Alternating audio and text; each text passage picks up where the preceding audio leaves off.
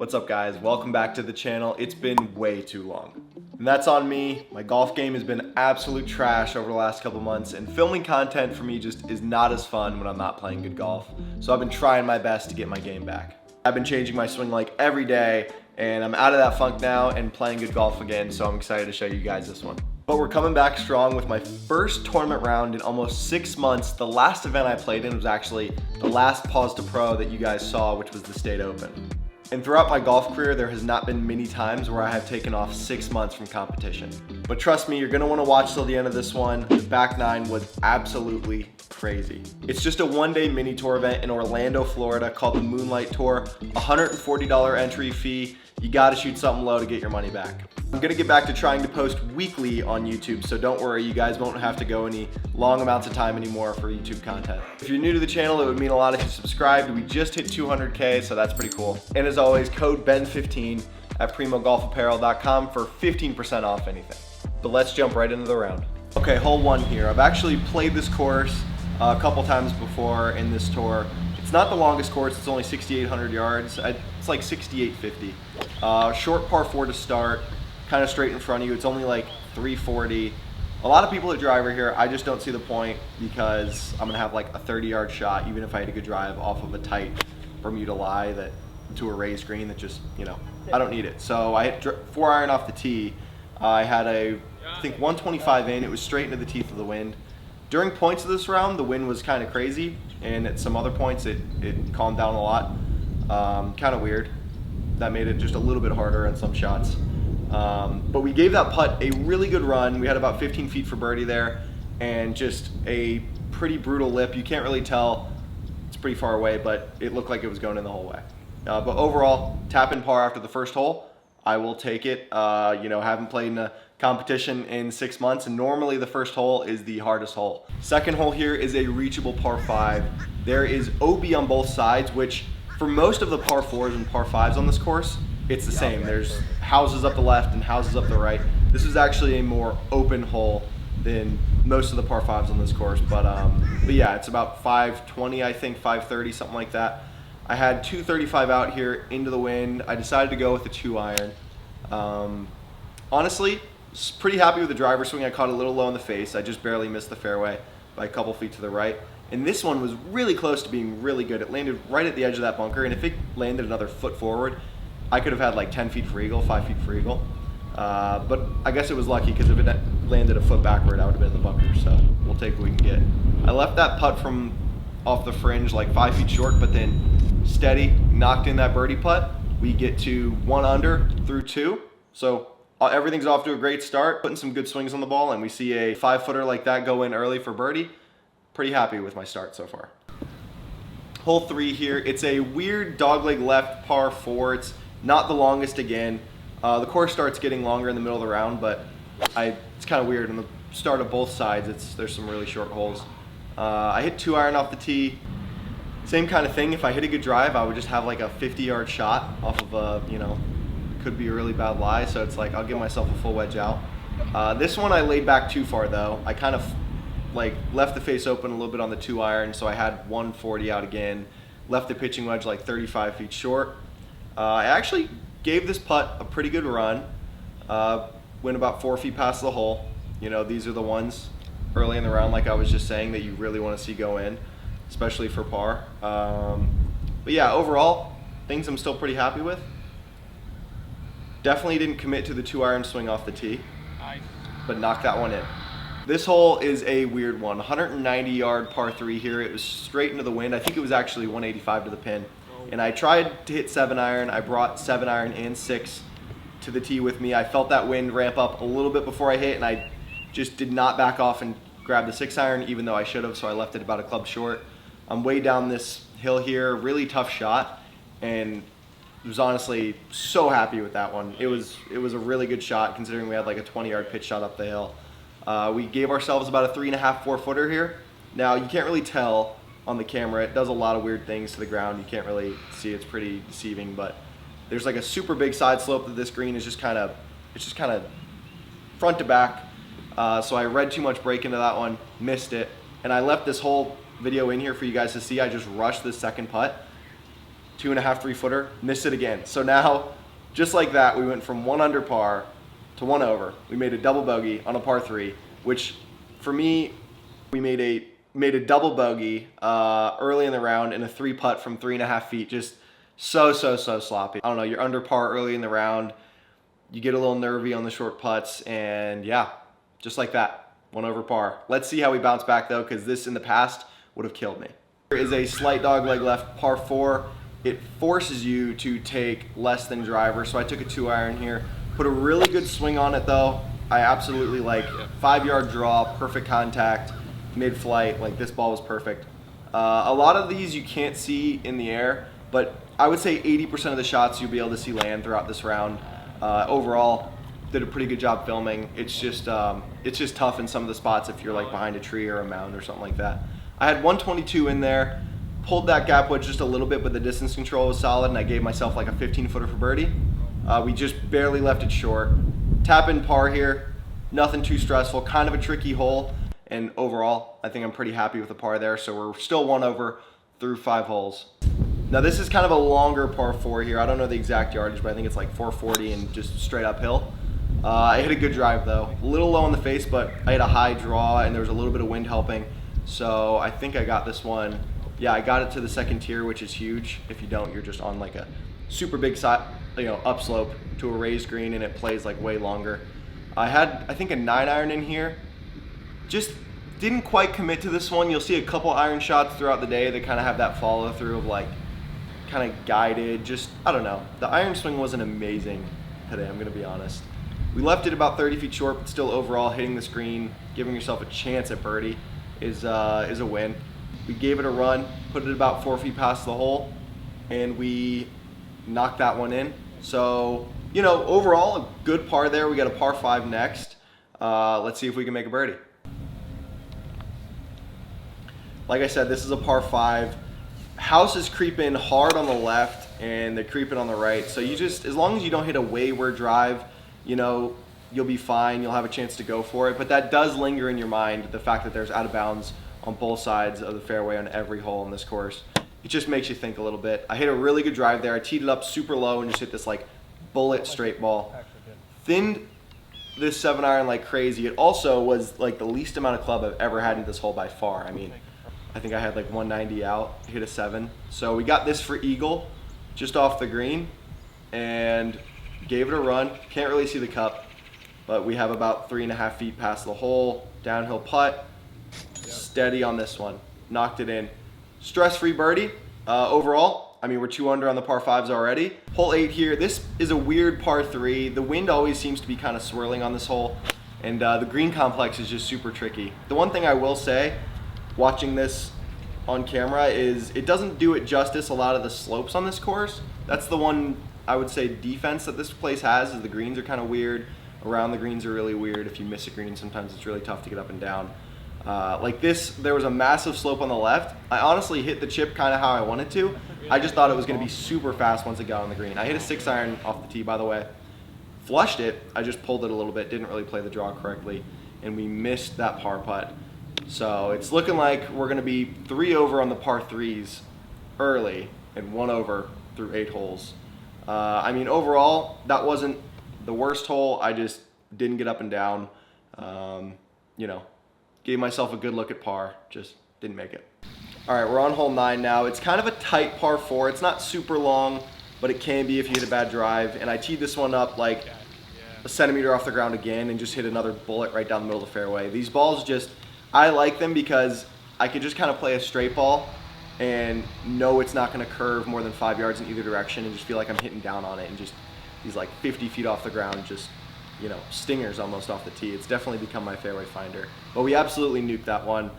We only had 80 yards in, and I don't really know what happened on that shot. I didn't think it was going to be that long, and I landed it like 20 feet past, and it didn't really spin at all. So, is what it is. We had another look at birdie, left it barely short again, tap in par, 1 over through the front 9.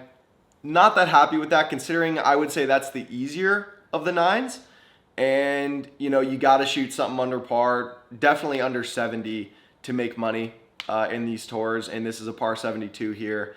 And Overall, I'm not that happy with that 9, but it was the first tournament 9 of the year, and there was just one sloppy 3-putt from 3 feet. But other than that, I was 1 under par, so not too bad. Both 9s start off with super short par 4, so here I am again hitting a 4-iron off the tee. Normally, you don't see me hitting 4-iron off mini tees on par 4s, you know, maybe a couple times around, and they just so happen to be at the start of each 9. Kind of pulled that just barely left of the fairway. You could see the big clump of mud on the left side of this ball. And now the reason I showed that is because if there's a lot of mud on the left side of the ball will tend to fade. So I played it left of the pin really well. You could see that ball kind of coming in there with a fade. And yeah, we put it about 10 feet past the hole. So overall, really good shot there. I left myself a 50-degree in, and that was a little bit longer than I needed to, but put a good stroke on that. I just completely misread it. I read it from all sides. I just could not get this putt down. Like, I don't know, it looked like it was gonna go left. Just snuck right on me. Another missed opportunity there, but you know, we're still 1 over par, still hitting the ball pretty solid overall, not complaining. We got a par 5 here. This is a weird par 5 because it is super tight. I'm a little upset with this drive, as you guys can tell, but that's just because I hit it low on the face. It's in the fairway. It's totally fine. Just normally I could have like a 4-iron into this hole if I hit the drive well. Instead I have a 3-wood. But if our misses with driver are still in the fairway, then we're playing some good golf.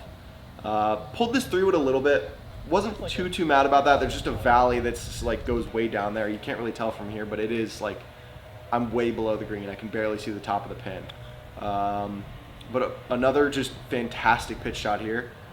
Put it like 4 feet past the hole.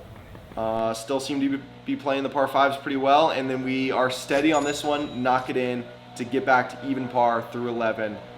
Great birdie there. We are now 3 under on the par 5s, which normally is a strength of mine, and you know, I hit the ball around 310 off the tee and pretty straight with the driver. I would say driver when it's on is my strong suit.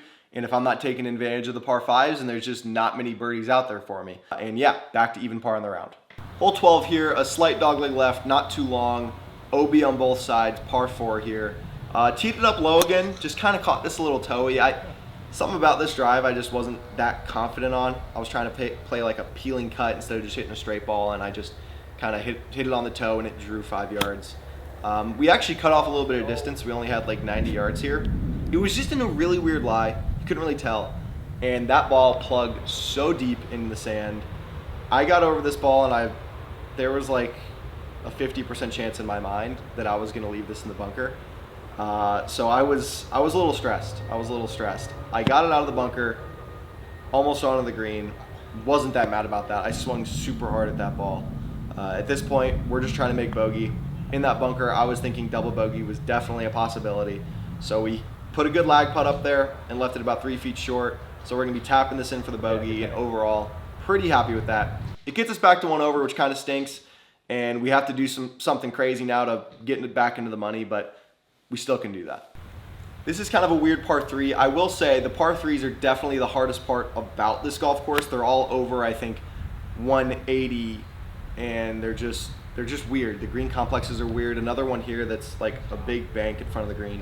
But this was 188 downwind, and I hit an 8-iron right over the pin with a high draw. I mean, there is a good amount of wind. There wasn't that much on the tee as I just showed. My hat almost flew off on the putt actually. But still, I committed to the 8, sent it up in the air with a high draw, and then what a putt there. It was about 15 feet left to right slider. One that could get away from you if you get too aggressive with it, and just knocked it in.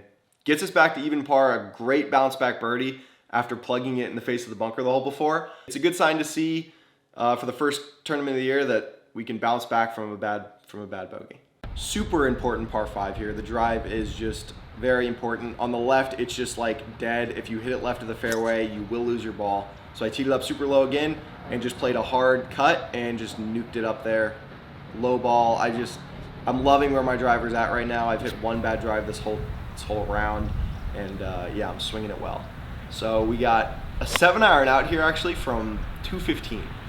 Now it's downwind again, and there's kind of a bank in front of the green that kind of runs to the pin. So if you just land at the front of the green, it'll get there.